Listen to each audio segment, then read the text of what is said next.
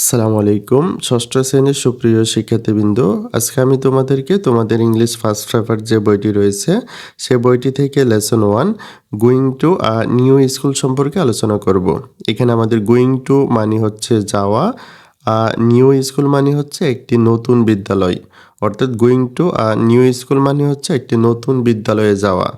আমাদের এই লেসনটি শুরুতে বলা হয়েছে after completing the lesson students will be able to, অর্থাৎ এখানে আফটার মানে হচ্ছে পরে, কমপ্লিটিং মানে হচ্ছে সম্পূর্ণ করা, অর্থাৎ আফটার কমপ্লিটিং দ্য লেসন মানে হচ্ছে লেসনটি বা পাঠটি সম্পূর্ণ করার পরে স্টুডেন্টস মানে ছাত্রছাত্রীরা উইল বি এবল টু সক্ষম হবে, অর্থাৎ এই লেসনটি সম্পূর্ণ করার পর ছাত্রছাত্রীরা সক্ষম হবে। কি সক্ষম হবে সে সম্পর্কে প্রথমে বলা হয়েছে রিড অ্যান্ড আন্ডারস্ট্যান্ড টেক্সট। এখানে রিড মানে হচ্ছে পড়া আর আন্ডারস্ট্যান্ড মানে হচ্ছে বোঝা, অর্থাৎ রিড অ্যান্ড আন্ডারস্ট্যান্ড টেক্সট মানে হচ্ছে টেক্সটটি বা পাঠ্য অংশটি পড়তে এবং বুঝতে সক্ষম হবে। তারপরে আমাদের বলা হয়েছে talk about people, places and familiar object in short and simple sentences, অর্থাৎ এখানে আমাদের টক মানে হচ্ছে কথা বলা, অ্যাবাউট মানে হচ্ছে সম্পর্কে, অর্থাৎ কথা বলতে পারবে কি সম্পর্কে এখানে বলা হয়েছে পিপল লোকজন সম্পর্কে, প্লেসেস স্থান সম্পর্কে, অ্যান্ড ফ্যামিলিয়ার অবজেক্ট মানে পরিচিত বস্তু সম্পর্কে। তারপরে বলা হয়েছে ইন শর্ট অ্যান্ড সিম্পল, অর্থাৎ সংক্ষিপ্ত এবং সহজ সেন্টেন্সেস, অর্থাৎ সংক্ষিপ্ত এবং সহজ বাক্যের মাধ্যমে। অর্থাৎ এই লেসনটি সম্পূর্ণ করার পর ছাত্রছাত্রীরা যে সকল বিষয় বুঝতে সক্ষম হবে তার মধ্যে হচ্ছে সংক্ষিপ্ত এবং সহজ বাক্যের মাধ্যমে লোকজন, স্থান এবং পরিচিত বস্তু সম্পর্কে কথা বলতে সক্ষম হবে। তারপরে বলা হয়েছে রাইট শর্ট প্যারাগ্রাফ। রাইট মানে হচ্ছে লেখা, শর্ট প্যারাগ্রাফ মানে হচ্ছে সংক্ষিপ্ত অনুচ্ছেদ, অর্থাৎ সংক্ষিপ্ত অনুচ্ছেদ লিখতে সক্ষম হবে। এখন আমরা সেকশন এ সম্পর্কে জানব। আমাদের সেকশন এতে বলা হয়েছে Tarun has move to a new city with his parents, অর্থাৎ এখানে বলা হয়েছে তরুণ হ্যাজ মুভড। মুভড মানে হচ্ছে স্থানান্তরিত হওয়া, অর্থাৎ তরুণ স্থানান্তরিত হয়েছে টু আ নিউ সিটি মানে একটি নতুন শহরে উইথ হিজ প্যারেন্টস তার পিতামাতার সাথে, অর্থাৎ তরুণ তার পিতামাতার সাথে একটি নতুন শহরে স্থানান্তরিত হয়েছে। তারপরে বলা হয়েছে he is going to a new school and his new teacher has given him the following form to fill out, অর্থাৎ এখানে বলা হয়েছে হি ইজ গোয়িং টু, অর্থাৎ এখানে গোয়িং টু মানে হচ্ছে যাচ্ছে, সে যাচ্ছে নিউ স্কুল একটি নতুন বিদ্যালয়ে। তারপরে বলা হয়েছে হিজ নিউ টিচার মানে তার নতুন শিক্ষক হ্যাজ গিভেন হিম তাকে দিয়েছে দ্য ফলোয়িং ফর্ম মানে নিচের ফর্মটি। তারপরে বলা হয়েছে টু ফিল আউট পূরণ করার জন্য, অর্থাৎ তার নতুন শিক্ষক তাকে নিচের ফর্মটি পূরণ করার জন্য দিয়েছে। তারপরে বলা হয়েছে his teacher wants to know more about him, অর্থাৎ এখানে বলা হয়েছে হিজ টিচার মানে তার শিক্ষক, ওয়ান্ট অর্থ চাওয়া, নো অর্থ জানা, অর্থাৎ তার শিক্ষক জানতে চায় মোর অ্যাবাউট হিম তার সম্পর্কে আরও বেশি জানতে চাই। তারপরে এখানে বলা হয়েছে read the form and see what Tarun has written about himself, অর্থাৎ এখানে বলা হয়েছে রিড মানে হচ্ছে পড়া, রিড দ্য ফর্ম মানে ফর্মটি পড়ো, অ্যান্ড সি এবং দেখো হোয়াট তরুণ হ্যাজ রিটেন তরুণ কি লিখেছে অ্যাবাউট হিমসেলফ তার নিজের সম্পর্কে, অর্থাৎ এখানে যে ফর্মটি রয়েছে এই ফর্মটিতে তরুণ তার নিজের সম্পর্কে কি লিখেছে সেটি আমাদেরকে পড়তে এবং দেখতে বলা হয়েছে। এখানে প্রথমেই বলা হয়েছে মাই নেম ইজ তরুণ চৌধুরী, অর্থাৎ আমার নাম তরুণ চৌধুরী।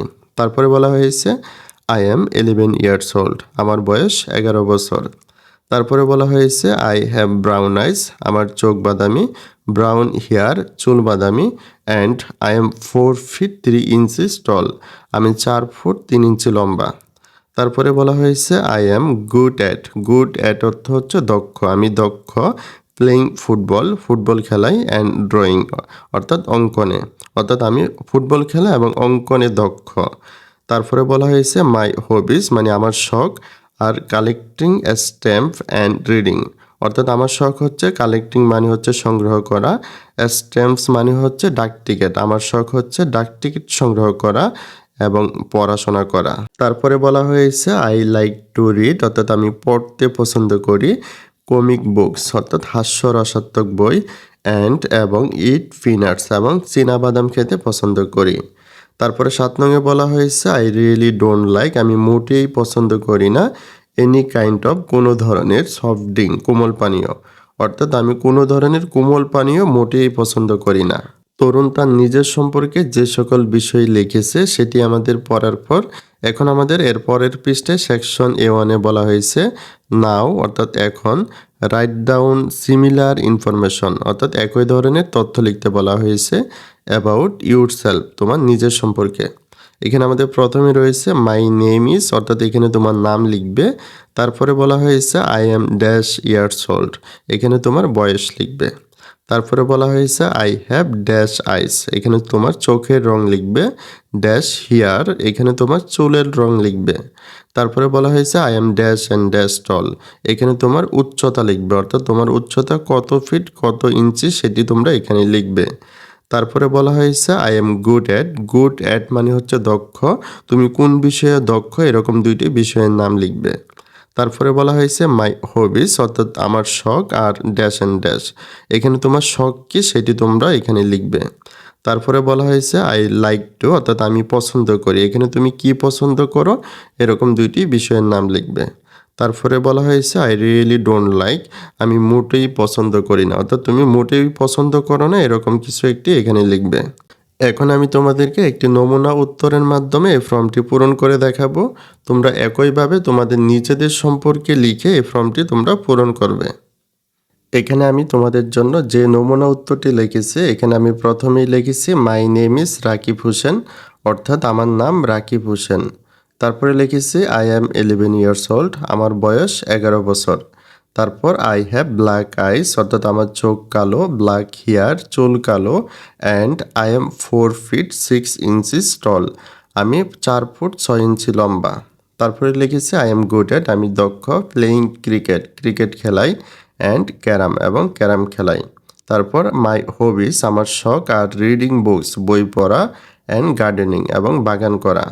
তারপরে লিখেছি আই লাইক টু আমি পছন্দ করি, রাইট স্টোরিজ গল্প লিখতে পছন্দ করি, অ্যান্ড রিড আর্টিকেলস এবং অনুচ্ছেদ পড়তে পছন্দ করি।